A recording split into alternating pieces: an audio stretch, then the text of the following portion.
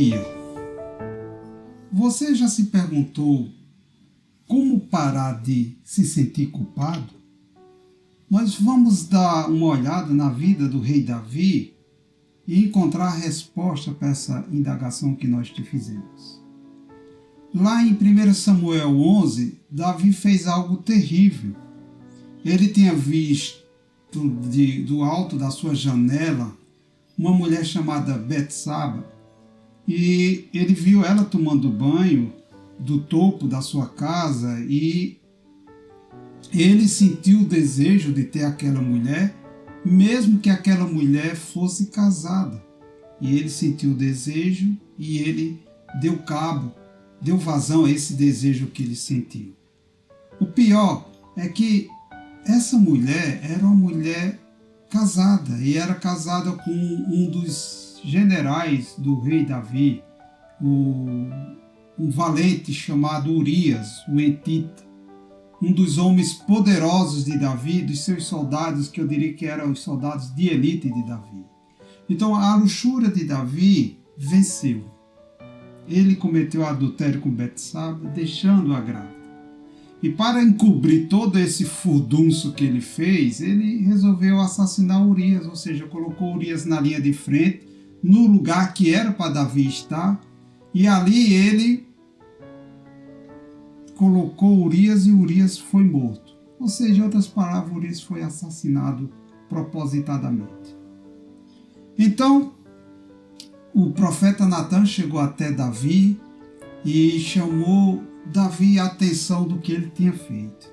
De início, Davi não sabia do que Natan estava falando. E o rei Natan chegou com a metáfora. Olha, numa determinada cidade tinha dois homens, um pobre e um rico. O homem pobre só tinha uma ovelhinha, e essa ovelhinha era tudo que ele tinha na vida, tudo que ele tinha na sua família, e aquela era muito querida, aquela ovelhinha. Por outro lado, outro dia passou naquela região um homem muito rico, que tinha muitas ovelhas, que tinha muito gado, e tomou daquele homem pobre a única ovelhinha que ele tinha. O rei Davi mostrou toda a sua fúria e ficou para não viver com aquela situação. Então o profeta Natan chegou e disse: este homem é você. Davi, depois das palavras do profeta, ficou arrasado, absolutamente devastado pela sua culpa.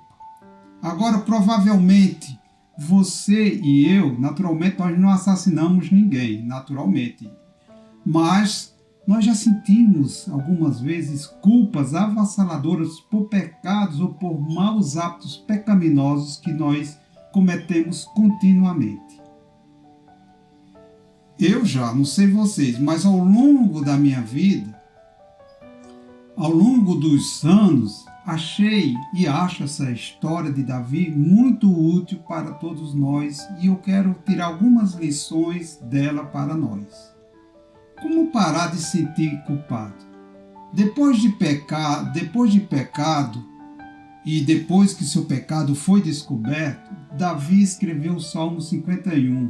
Nós chamamos este salmo do salmo penitenciário, porque é uma confissão da culpa para Deus e um pedido de misericórdia que Davi faz a Deus. Aqui está o que lemos lá no versículo 3, que deixa bem claro. Davi vai dizer: pois eu conheço as minhas transgressões e o meu pecado está sempre diante de mim. A culpa de Davi, meus queridos, esteve sempre em sua mente.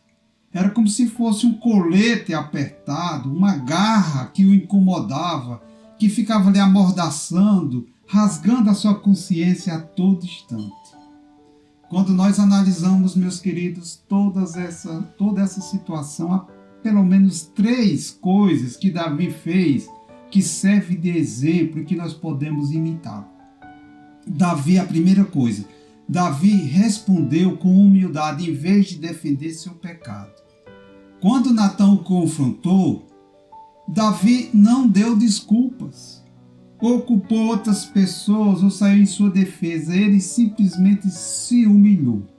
admitiu sua culpa e assumiu todas as responsabilidades por suas ações.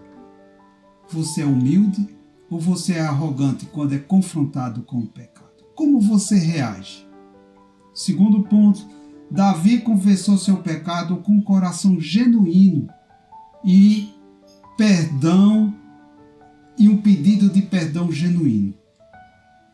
Às vezes as pessoas só ficam tristes com seus pecados porque foram apanhadas. Elas teriam ficado felizes se aquilo tivesse continuado no anonimato, aquele roubo, aquela trapaça, aquela mentira, se não viesse à tona, era o melhor para aquelas pessoas. Mas o desejo de Davi aqui era um desejo de mudança. Quer viver em pecado habitual ou você quer ser libertado? Meus queridos, eu tenho minhas filhas e essa semana, 2 delas, coisas corriqueiras de mães, se houve uns desentendimentos e umas trocas de palavras lá não tão saudáveis. E uma das minhas filhas ficou muito magoada com uma forma que a outra o tratou.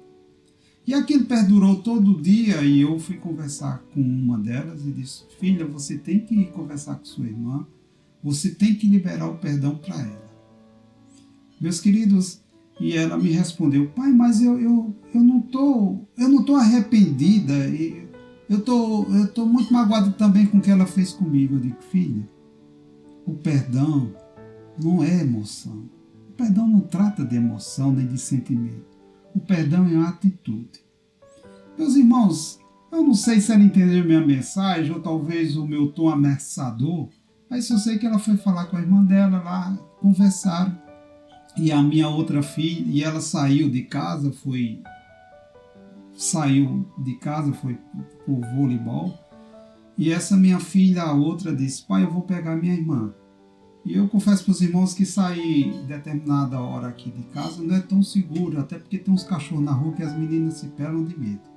Mas essa outra minha filha, ela foi lá buscar a irmã e trouxe. Moral da história, eu cheguei e chamei ela de volta para rever os atos. Eu disse: minha filha, tá vendo aí? Se você não tivesse falado com sua irmã tinha ficado mais um dia triste e teria ficado com raiva. Mas por outro lado, ela se expôs ao perigo para lhe defender porque você foi lá pedir perdão para ela. Meus amados, o perdão liberta. Terceiro ponto que nós aprendemos com a vida de Davi. Davi confiou na misericórdia de Deus sobre a sua própria bondade. Davi sabia que Deus tinha todo o direito de julgar o seu pecado e, portanto, de sentenciá-lo. Afinal, ele roubou a esposa daquele homem e o assassinou.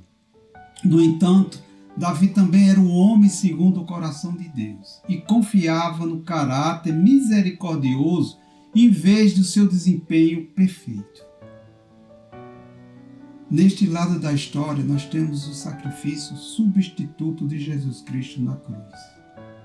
Ele tomou sobre si o julgamento de Deus pelos nossos pecados, trocando o nosso mal pela sua justiça.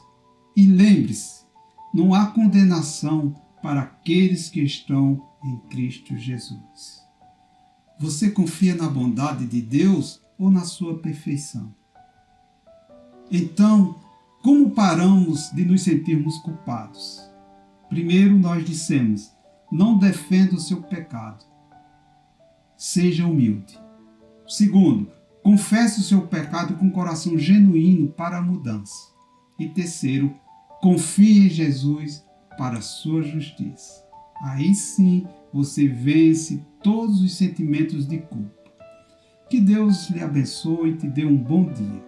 Se você ficou até aqui, não esqueça de dar o seu joinha no nosso vídeo, como também de compartilhar com outras pessoas que talvez estejam carecendo de uma mensagem deste tipo, vinda do Senhor. Que Deus te abençoe e te dê um bom dia. Fiquem na paz.